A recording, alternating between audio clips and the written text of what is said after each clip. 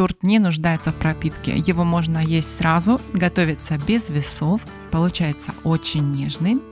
Ну что, поехали! В миску разобьем 2 яйца комнатной температуры.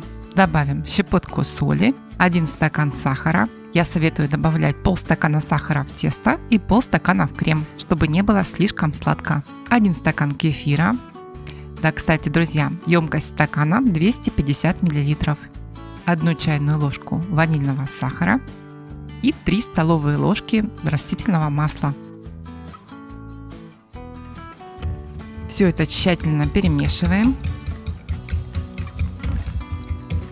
Кто хочет более точный рецепт в граммах, его вы найдете в описании под видео. Далее добавляем муку. Понадобится 1 стакан.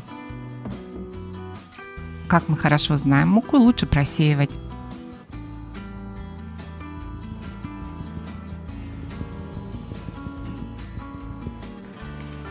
Далее добавим 1 чайную ложку разрыхлителя или пищевой соды. В этот раз я добавила разрыхлитель. И все тщательно перемешиваем венчиком. Он разобьет все комочки.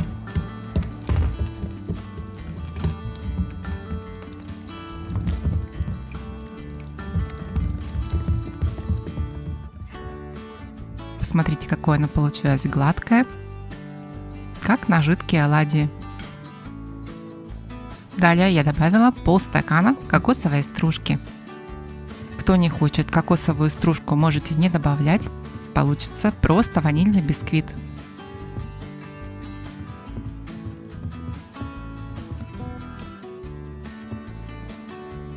Тесто готово. Выливаем его в форму. Дно желательно застелить пергаментной бумагой.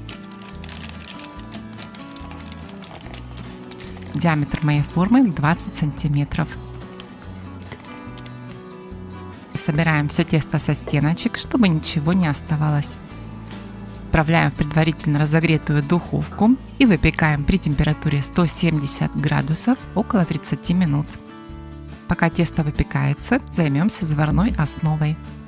1 яйцо, добавим полстакана сахара, 1 чайную ложку ванильного сахара и 1 столовую ложку с горкой кукурузного крахмала. Сейчас важно все тщательно перемешать, чтобы не оставалось комочков. Не забывайте про уголки кастрюли.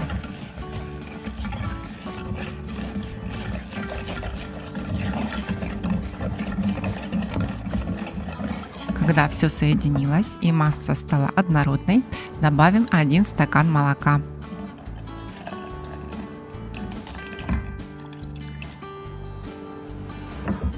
Все тщательно перемешаем.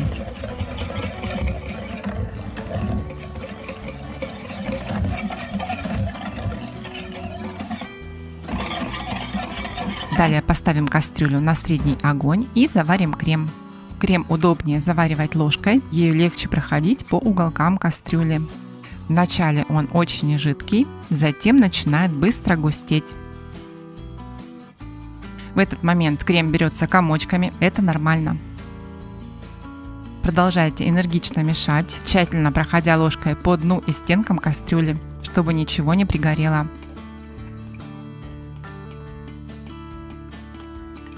Через несколько секунд крем соберется в однородную массу. Сделайте минимальный огонь и дайте крему покипеть секунд 20-30. Это уберет вкус крахмала и сделает крем шелковистым.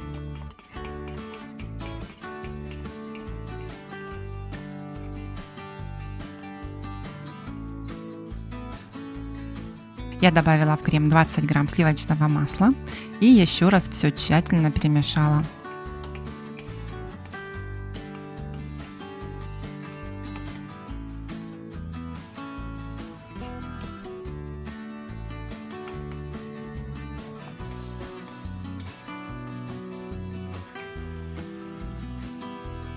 А в это время испекся наш корж. Он получился невероятно ароматным и очень-очень нежным. Готовность проверяем деревянной шпажкой. Она должна выходить сухой. Готовность я проверила еще в духовке. Корж постоял в форме минут 10, после чего я прохожусь лопаткой по стенкам, как бы вырезаю его из формы.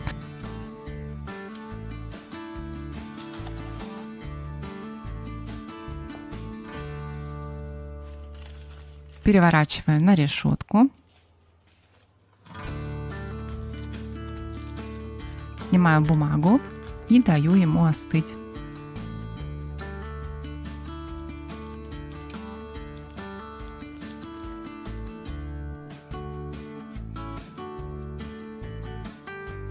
Крем я перекладываю в миску и охлаждаю до комнатной температуры.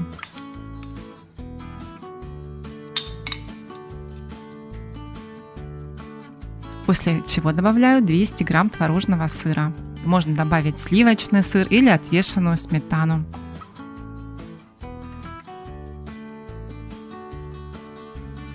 И взбиваю до однородной пышной массы.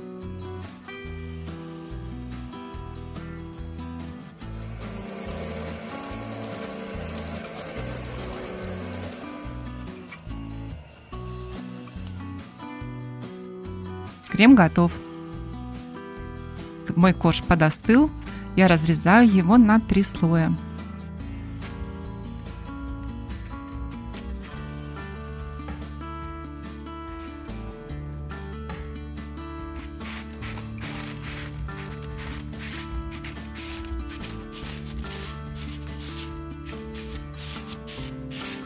Бисквит получается очень нежный и сочный.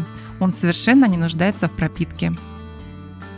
Чтобы слой крема получился равномерным, я использую кондитерский мешок, хотя это делать совсем не обязательно.